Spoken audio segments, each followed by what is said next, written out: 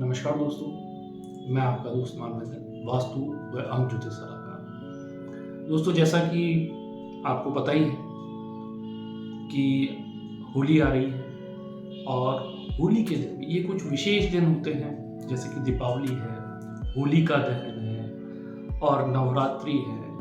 इन पे कुछ विशेष उपाय किए जाएं तो वहाँ आपको जो लाभ की जो प्राप्ति है, उपायों के लाभ की प्राप्ति वो कई गुना बढ़ जाती है, या बहुत ही छोटे समय में हमने जो भी रेमेडीज की है उनका फल हमें कई गुना तेजी से और कई गुना अधिक मिलता है। तो आज जो जानकारी मैं आपके लिए लेके आया हूँ वो होली के उपायों से संबंधित है। होली, जैसे होलिका दहन के अंदर उस दिन आप क्या उपाय करें कि आपको लाभ मिले, आप होली की राख से क्या उपाय करें कि उसमें आपको लाभ मिले, आपको कोई ग्रह पीड़ा है तो उसमें आप कैसे लाभ ले सकते हैं, यदि किसी बच्चे को बार बार नज़र दोष लगती है या आपको लगता है कि आपके ऊपर किसी ने कोई तांत्रिक क्रिया करवा दी है या कुछ किया कराया है, जो कि हो सकता है आपके सोचने में सही भी हो और हो सकता है गलत भी हो। यदि ऐसा लगता है, या नज़र दोष, हम कहेंगे कि अगर नज़र दोष है तो आप उनको आसानी से उतार सकते हैं। या कोई आपका जैसे सरकार से कोई कार्य आपका अटक रहा हो, धन संबंधी समस्या, आपका दिया हुआ धन वापस नहीं लौटा रहा हो कोई भी व्यक्ति, तो आप ये उपाय करके आसानी से इन चीज़ों से छुटकारा प्राप्त कर सकते हैं। तो आज की जानकारी इसी होली के दहन संदर्भ में रहेगी, होलिका दहन के संदर्भ में रहेगी। तो आप वीडियो पूरा देखिएगा। वीडियो अगर अच्छा लगे तो ज़्यादा से ज़्यादा शेयर करिएगा, लाइक करिएगा, सब्सक्राइब करिएगा। तो दोस्तों, इसमें जो पहला उपाय है वो होलिका दहन के हिसाब से है कि जब भी यदि आप कोई भी ग्रह की पीड़ा भोग रहे हैं, कोई ग्रह आपका सही नहीं है या अंक आपके पीड़ित हैं, तो उसके लिए आपको क्या करना है, होलिका दहन वाले दिन, है ना, होलिका दहन वाले दिन आपको क्या करना है, एक देसी घी, जो हमारे गाय का घी या कोई भी देसी घी मिल जाए, उसके अंदर एक जोड़ा लौंग का, यानी कि 2 लौंग, है ना, साबुत लौंग आपको लेने हैं, एक पताशा या कई जगह बताशा भी बोलते हैं, एक पान का पत्ता आपको वहाँ पे जब होलिका दहन हो रहा हो वहाँ अर्पित करना चाहिए। अगले दिन आप वहाँ जाएं और जब सुबह राख ठंडी हो जाती है होलिका दहन की, उसके अंदर आप उस राख को थोड़ी सी अपने साथ लेके घर पे आ जाए।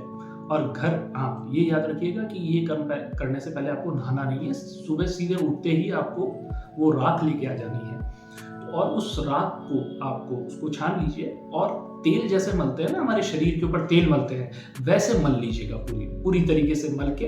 और 1 घंटे 1.5 घंटे बाद हल्के गुनगुने गर्म पानी से, या अब इस साल तो ये परिस्थिति है कि गर्मी इतनी ज़्यादा है तो ठंडे पानी से भी नहाएंगे तो कोई दिक्कत नहीं, लेकिन गर्म पानी से वो आसानी से उतर जाएगी। तो जो भी ग्रह आपको पीड़ा दे रहे हैं या जो भी अंग आपके पीड़ित हैं, आप उनसे मुक्ति पालेंगे। वो ग्रह अपनी पीड़ा छोड़ के आपको अनुकूलता देने लगेंगे।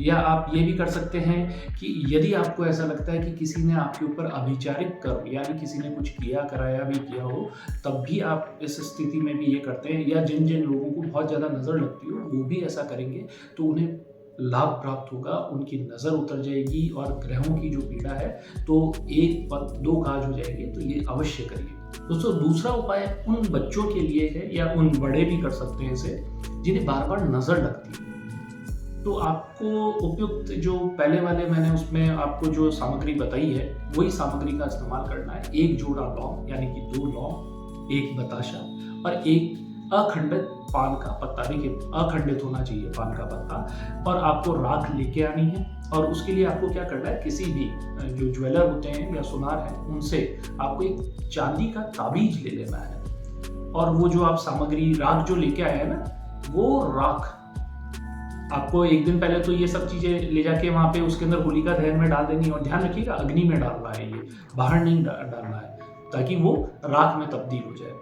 दूसरे दिन वो राख उठा के लेके आ जाइए और चांदी के ताबीज में भर के काले धागे में धारण कर लीजिए। आप देखेंगे जो भी आपको हमेशा जैसे नज़र लगती थी तो वो धीरे धीरे नज़र लगना बंद हो जाएगी। दोस्तों, तीसरा उपाय उन लोगों के लिए है, देखिए हम ऊपर ग्रह पीड़ा की बात कर रहे थे, यहाँ ग्रह दूषित हो जाए तो उसके बारे में बात करेंगे। सेम वही प्रोसीजर रहेगा।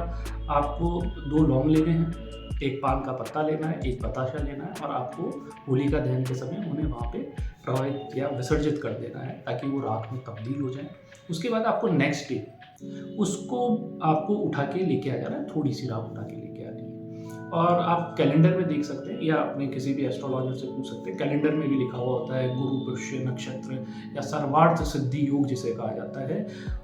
आखिर वो योग जिस दिन आए उस दिन उस राख को आपको शुद्ध जल में प्रवाहित कर देना है, यानी कि बहते जल में आपको डाल देना है।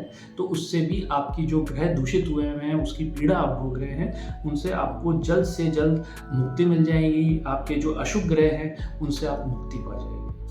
दोस्तों, चौथा उपाय उन लोगों के लिए है जिन्होंने अपना धन दे दिया है, जो कि बहुत बड़ी समस्या है आजकल। आपका दिया हुआ धन वापस नहीं करते हैं लोग बाग।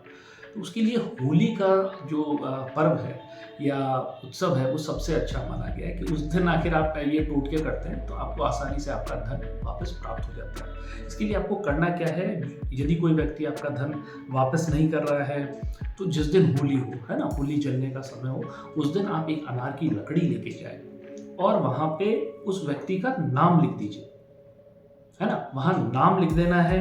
और आपको होलिका जो माता है उनसे अपने धन वापसी के लिए निवेदन करना है, प्रार्थना करनी है, पूजा करनी है। और फिर हरा गुलाल साथ जरूर लेके जाइएगा। उस हरे गुलाल को उस नाम पे इस प्रकार छिड़क दीजिए कि वो नाम किसी को दिखाई ना दे। तो जैसे ही ये होलिका दहन होगा तो आप देखेंगे धीरे धीरे उसके बाद आपका जिसने जो धन नहीं दे रहा है वो आपका धन वापस कर देगा। तो ये धन वापसी के लिए या धन वापस प्राप्त करने के लिए बहुत ही असरदार, अचूक उपाय और टोटका है। दोस्तों जी, जो 5वां उपाय है ये उन लोगों के लिए है जिन्हें राज्य की तरफ से यानी कि सरकार की तरफ से बहुत ज़्यादा बाधाएं आ रही हैं। उसके लिए करना क्या है, होलिका दहन वाले दिन उनको 7 टुकड़े या 7 पीस आग की जड़ ले लेनी है, आंकड़े की जड़ जिसे कहते हैं। और जब होलिका दहन हो रहा हो तो उस समय आपको उल्टे फेरे लगाने हैं, यानी कि उल्टा घूमना है, एंटी क्लॉकवाइज घूमना है। चाहे कोई कुछ भी कहे, आखिर आप इस समस्या से निदान चाहते हैं तो चुप रहें, कुछ भी ना बोले और उल्टे चक्कर लगाएं। और एक एक जो आग का पीस है या जड़ है वो होलिका दहन के अंदर डालते हैं। ध्यान रखें कि वो नीचे नहीं गिरे, वो उसी के अंदर गिरनी चाहिए। और होलिका माता से आप आपकी समस्या की जो समस्या है आपको राज्य से या सरकार से आ रही है उसको सॉल्व करने का निवेदन करें। आप देखेंगे धीरे धीरे ये समस्या समाप्त हो जाएगी। हाँ, इसी में एक और आखिर उपाय है जो इसी से जुड़ा हुआ है। यदि आपका किसी व्यक्ति विशेष से कोई समस्या हो रही हो तो उसके लिए आपको क्या करना है, उस जो आग की जड़ है ना उसके ऊपर आपको अनार की जो कलम होती है और गोरेचन ले लीजिए और उससे उस व्यक्ति का नाम लिख दीजिए।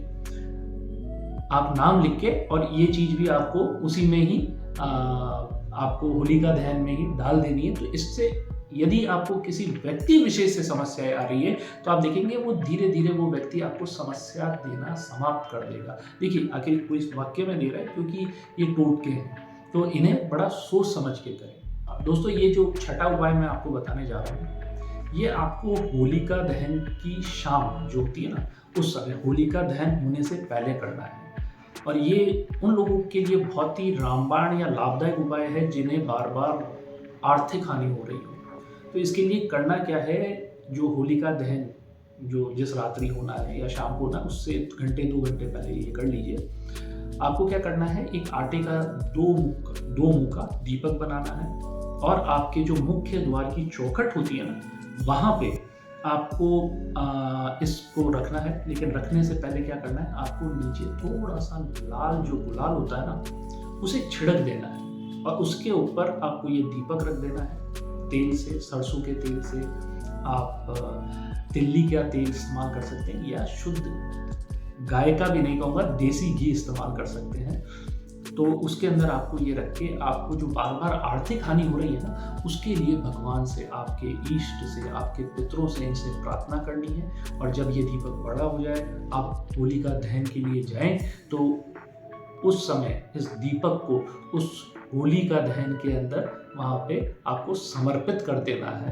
तो आप देखेंगे धीरे धीरे आपको जो आर्थिक हानि हो रही थी वो होना रुक जाएगी। दोस्तों, ये 7वां और आखिरी उपाय है। ये उन लोगों के लिए है जिन्हें लगे कि वो भय बहुत ज़्यादा करते हैं, उन्हें हर बात में डर लगता है, बच्चा बहुत ज़्यादा भयभीत हो जाता है। उसके लिए आपको क्या करना है, किसी भी प्रकार का भय कैसा है, तो उसके लिए आपको एक सूखा हुआ नारियल लेना है, एक जोड़ा लौंग यानी कि 2 साबुत लौंग लेने हैं, खंडित ना हो, थोड़े से काले तिल और साथ में थोड़ी सी पीली सरसों लेनी है। और जो व्यक्ति बहुत ज़्यादा भयभीत होता हो, भय करता हो, उसके ऊपर से 21 बार, है ना, एंटी क्लॉकवाइज आपको उसार लेना है या उतारा कर लेना है। और जब होली का दहन हो रहा हो तो उस होली के अंदर जाके ये सब चीज़ें समर्पित कर देनी है। तो आप देखेंगे धीरे धीरे वो जो व्यक्ति बहुत ज़्यादा भय करता था, वो धीरे धीरे भयभीत होना, भय करना छोड़ देगा। और ये हर साल, देखिए होली हर साल आती है, तो हर साल करते रहे। तो दोस्तों, आज के लिए इतना ही। यदि आपको ये वीडियो अच्छा लगा हो तो ज़्यादा से ज़्यादा शेयर करिए, लाइक करिए और सब्सक्राइब करिए। नमस्कार।